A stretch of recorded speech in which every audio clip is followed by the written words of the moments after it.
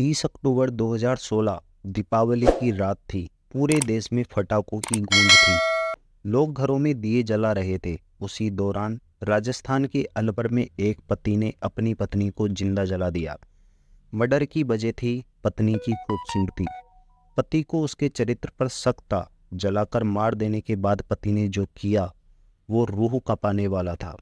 उसने सब्जी काटने वाले चाकू से पत्नी के शरीर के टुकड़े किए और फिर उसने शहर में अलग अलग जगह उन्हें फेंक दिया, इस विश्वास के साथ कि पुलिस उस तक कभी नहीं पहुंच पाएगी। दीपावली के अगले दिन 31 अक्टूबर की रात को हर तरफ पटाखों की गूंज थी और लोग एक दूसरे को बधाई दे रहे थे। राजस्थान के अलवर शहर में दीपावली सेलिब्रेशन के बीच अलवर कोतवाली एसएचओ राम सिंह गश्त पर निकले हुए थे। रात करीब 11:45 पर थाने से एक फ़ोन आया। साहब, स्कीम में एक कबूतर पार्क के पास एक महिला का पैर मिला है।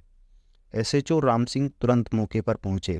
देखा पेड़ झुलसा हुआ था और उंगली में बिछिया थी। पुलिस ने जांच शुरू की। इसके बाद अलग अलग दिन शहर के अलग अलग इलाकों में चावंडपाड़ी मोहल्ला, रंगपरियों की गली, राम मार्केट, बांसवाड़ी गली में महिला के शरीर के अलग अलग हिस्से मिले। पुलिस ने इस केस में पड़ताल शुरू की तो शुरुआत में पूरा केस ब्लाइंड था। मामले के खुलासे और हत्यारा तक पहुंचने के लिए सबसे पहले महिला की शिनाख्त होना बहुत जरूरी था। पुलिस ने आसपास के थानों और अलवर शहर में लापता या अगवा महिला के बारे में जानकारी जुटाई, लेकिन ऐसा कोई केस रजिस्टर्ड नहीं मिला। सबके टुकड़ों के पास मिले 2 पॉलीथीन बैग भी मिले थे। एक पॉलीथीन बैग पर तिलक मार्केट अलवर तथा फ़ोन नंबर लिखा हुआ था। इस आधार पर भी पड़ताल की गई, लेकिन महिला की पहचान नहीं हो पाई। इस ब्लाइंड मर्डर को सुलझाने के लिए पुलिस की कई टीमें लगाई गई थी। टीमों ने शहर में संभावित इलाकों का डोर टू डोर सर्वे किया। करीब 30 सीसीटीवी फुटेज देखे गए। डोर टू डोर सर्वे में अलवर के सक्का पाड़ी मोहल्ला निवासी योगेश उर्फ चुचू मल्होत्रा पर पुलिस को शक हुआ। योगेश घर पर अपनी बच्ची के साथ मिला। उसकी पत्नी आरती घर में नहीं थी। पुलिस टीम ने पूछा तो बताया कि उसकी पत्नी आरती लोगों के घरों में चौका बर्तन करने जाती है, आज भी वहीं गई हुई है। पुलिस टीम पूछताछ करके वहां से चली गई। योगेश से पूछताछ के दौरान पुलिस टीम को उस पर संदेह हो गया था। उसके हाव भाव से लग रहा था कि वो कुछ छिपा रहा है। पुलिस को उसने ये भी नहीं बताया कि उसकी पत्नी किन किन लोगों के घरों में काम करने जाती है। पूछताछ के बाद पुलिस चली गई और करीब 2 घंटे बाद वापस लौटी। योगेश के घर पर ताला लगा हुआ था और वो बच्ची के साथ गायब था। पुलिस को यकीन हो गया कि अलवर शहर में बिखरे मिले महिला के सबके टुकड़ों से योगेश और चुचू मल्होत्रा का कोई न कोई कनेक्शन जरूर है। वहीं ये भी आशंका थी कि सबके टुकड़े योगेश की पत्नी आरती के ही हो, लेकिन किसी नतीजे पर पहुंचने से पहले योगेश को पकड़ना भी जरूरी था। अलवर पुलिस ने योगेश को पकड़ने के लिए उसके कई संभावित ठिकानों पर दबिश दी। आखिरकार 4 नवंबर को हरियाणा के हिसार में उसकी भांजी के घर से उसे पकड़ लिया गया। इस दौरान उसकी बच्ची उसके साथ थी।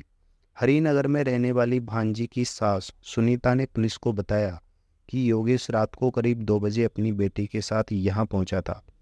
बेटी के साथ होने के कारण उसने दरवाज़ा खोल दिया। इसके कुछ ही समय बाद पुलिस ने यहाँ छापा मारा और उसे अपने साथ ले गई थी। तत्कालीन कोतवाल राम सिंह ने बताया कि योगेश ने पूछताछ में बताया कि 5 साल पहले उसकी पटना बिहार की रहने वाली आरती से शादी हुई थी। दोनों के एक बच्ची हुई। आरती लोगों के घरों में झाड़ू पोंछा करती थी और योगेश हलवाई व रंग पेंट का काम करता था। 30 अक्टूबर 2016 की शाम में योगेश और आरती दोनों घर पर थे। आरती ने योगेश से पूछा कि इस मकान को कब बेचोगे।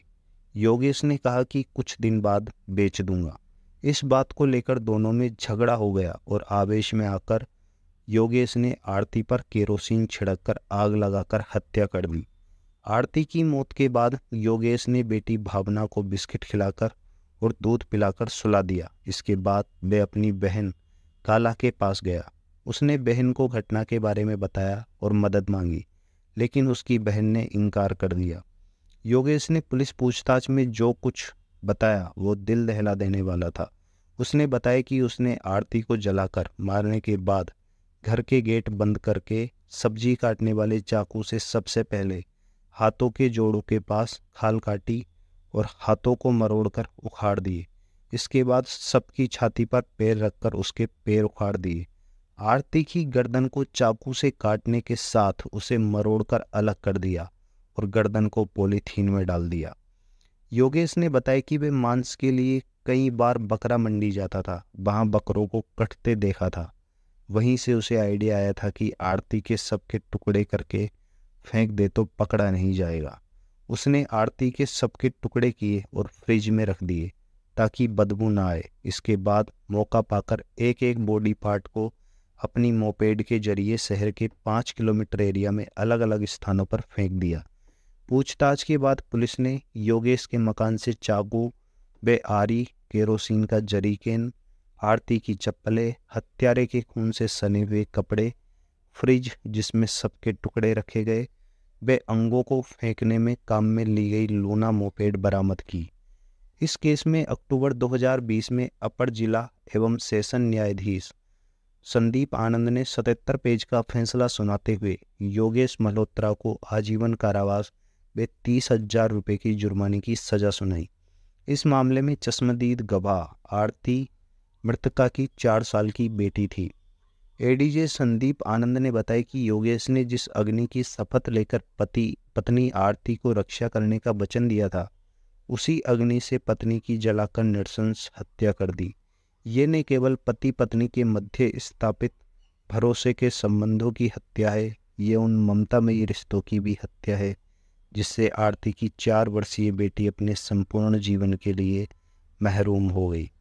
तो कैसी लगी आपको कहानी? अगर कहानी आपको अच्छी लगी हो तो वीडियो को लाइक करें और चैनल को सब्सक्राइब जरूर करें और कमेंट में अपनी राय जरूर दें।